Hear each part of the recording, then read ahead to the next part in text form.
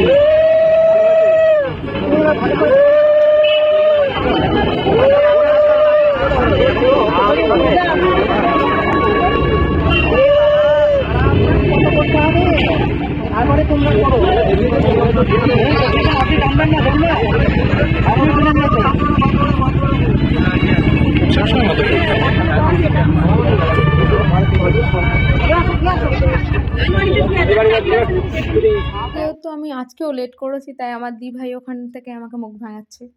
দেখুন, বিয়ে করতে বসে এরকম আমার দি ভাইয়ের দ্বারাই সম্ভব। চলো, আজকের মতো এটুকুই, টাটা।